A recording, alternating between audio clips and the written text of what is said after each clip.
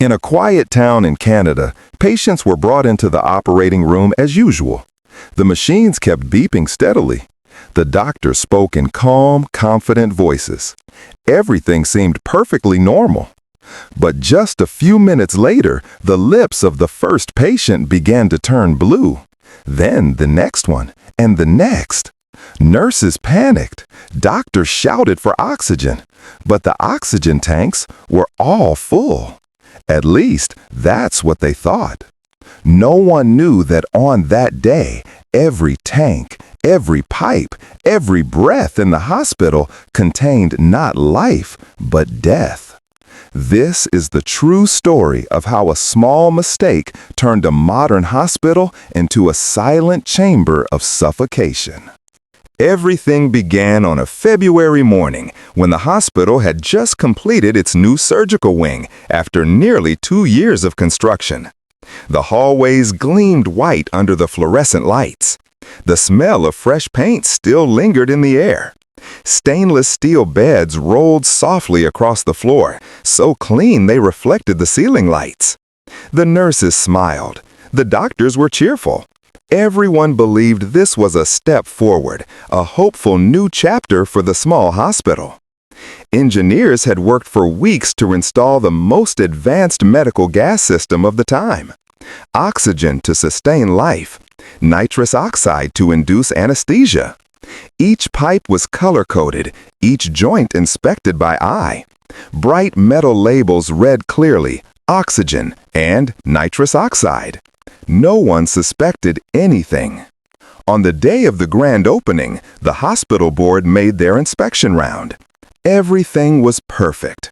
Machines beeped softly, rhythmically, like the heartbeat of a healthy body. No one knew that deep within those white walls, a small mistake, just 2 gas lines switched, was waiting to take lives. When the chief engineer signed the handover document, he didn't realize that his signature was also sealing the beginning of a tragedy.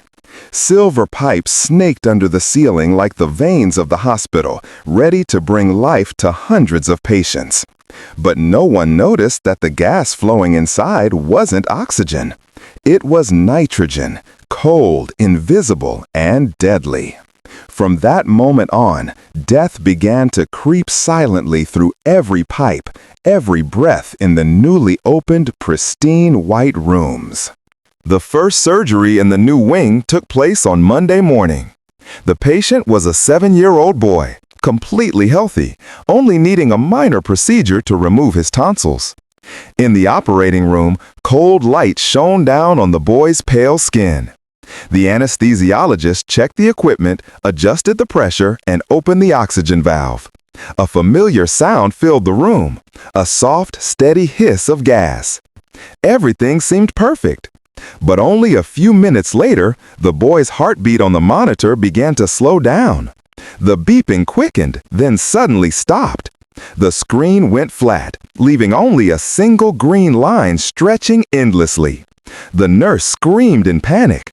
The doctors immediately began resuscitation. Adrenaline, defibrillation, artificial respiration. Nothing worked. No one understood what was happening. The boy had been completely healthy before entering the operating room. The anesthesiologist's machine was functioning. The gas tanks were full. One doctor sighed, shook his head, and whispered, "Maybe the boy's heart was weak." And they recorded the cause of death as complications during anesthesia. But only a few hours later, an adult woman stopped breathing on the operating table in exactly the same way. Then the next patient. By that point, no one dared to believe it was coincidence anymore. Something in the operating room was killing them, silently, without sound, without smell, without color. An invisible gas creeping through every tube, every breath, and carrying death with it. The news spread through the hospital corridors like a cold wind. A child dead. Then a middle-aged woman. Then a healthy man who had been laughing just minutes before. Surgeries were postponed, but patients still waited in the pre-op room, their hands trembling as they gripped the bed sheets. The nurses avoided their eyes. No one dared to say out loud what everyone was thinking. Something was wrong with that operating room. In the sterilization area, the doctors whispered to each other in hoarse voices. One said he had heard the anesthesia machine make a strange noise. Another insisted he saw the patient's lips turn blue before their heart stopped. But when they checked the equipment, everything appeared to be working perfectly. Silence became the greatest enemy. Everyone was afraid, not of disease, but of that white room, the place where no one knew what awaited them beyond the cold steel door. 3 days passed, 5 people dead, no signs, no causes, no explanations. The internal reports only wrote briefly, sudden cardiac arrest. But deep down, every medical staff member knew it couldn't be coincidence. Something invisible was lurking in the pipes, in the air they breathed. And every time the monitor beeped, it was a warning. Another heart was about to stop. Another soul was about to be strangled in silence. After 3 days of chaos, the hospital was nearly paralyzed. The doctors avoided looking at one another, each carrying a sense of guilt.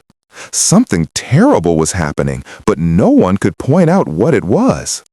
Then, amid the confusion, an engineer named Bill Sutherland, who had once been in charge of the medical gas system, decided to investigate on his own. No orders, no reports. He carried only a flashlight and the belief that the cause lay somewhere within those cold walls. Bill started in operating room number 2, where the first patient had died. He bent down, inspecting every oxygen line connection. Everything looked perfect, but his instincts told him not to stop. He followed the metal pipe along the wall, through the ceiling, and into the maintenance corridor behind the surgical wing. With every step, he could hear the cold echo of his shoes striking the concrete floor. The air in the corridor was thick. And then, at the end of the pipe, he stopped. In front of him stood 2 massive storage tanks, one labeled oxygen, the other nitrogen. But within seconds, Bill realized the unthinkable. The labels had been switched. The oxygen line running through the hospital was connected directly to a tank of pure nitrogen. Every patient, over the past 3 days, had been breathing air without a single trace of oxygen. Bill stood frozen, his heart pounded, his whole body went cold. He ran to the director's office and shouted just 3 words: "We killed them." A few hours later, the hospital was sealed off, but by then, 5 lives were already gone, forever. When the investigation results were released, the entire country fell silent.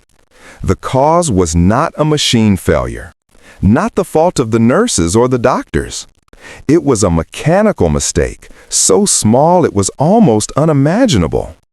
2 pipelines had been connected incorrectly, a seemingly harmless action that ended up killing 5 people.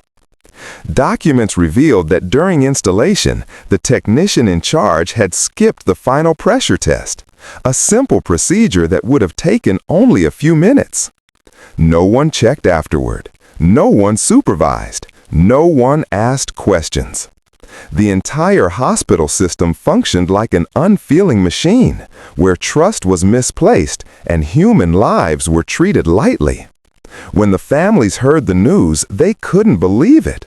Their loved ones had gone to the hospital to be healed, not to die from lack of oxygen. They demanded answers, but instead of explanations, they received silence. The hospital held a press conference, declaring it a technical incident. No one was prosecuted, no one was fired. Only pre-written apologies were read aloud in monotonous voices. But the truth could not stay buried forever. An employee leaked internal documents. The report showed that they knew something was wrong, but chose to remain silent. No inspection, no warning, no one took responsibility. And those lives disappeared as if they had never existed. A few months after the tragedy, the hospital reopened. The walls were repainted, new equipment was installed. Every trace of the disaster seemed to have been erased. No more blood, no more cries, only the smell of disinfectant, sharp and cold. In the main hall, a small metal plaque was placed. It bore only a few simple lines. In memory of the victims lost in the 1974 incident. No names, no photos, no explanation, only silence. The new doctors and nurses working there knew nothing about what had happened. They walked past the plaque every day, unaware, indifferent, as if it were just another decoration. But those who had witnessed it could never forget. They still heard the beeping of the monitors in the middle of the night. They still saw, in their dreams, pale faces, purple lips, eyes wide open, unable to cry for help. No one spoke of the tragedy again. No memorial was ever held. No one was ever held accountable. The world kept turning. But within those spotless white walls, something remained trapped. A secret, an apology that was never spoken. And when the hospital came back to life, people began to breathe that same familiar air again, without knowing that this was once the place where oxygen betrayed humanity. When the truth was uncovered, no one in the hospital could sleep again. The doctors who had stood in that operating room, they could never forget the look in the patient's eyes before their heart stopped beating. Some quit the profession. Others chose silence and continued living with the weight of guilt. The investigation concluded it was a technical error. But for the families who lost their loved ones, those two words meant nothing. No apology could bring back a final breath. No report could erase the memory of that room filled with the invisible gas that killed 5 innocent people. Today, that surgical wing has been repainted, renovated, and renamed. No one talks about the incident anymore. But if you listen closely as you walk past, you can still feel something heavy in the air, as if the walls still hold the silent screams of the souls trapped inside. This is not just a story about a mistake. It's a warning that sometimes carelessness and blind trust in a system can kill faster than any disease. If you believe stories like this need to be heard, leave a comment, share your thoughts below. Do you believe tragedies like this could still happen today?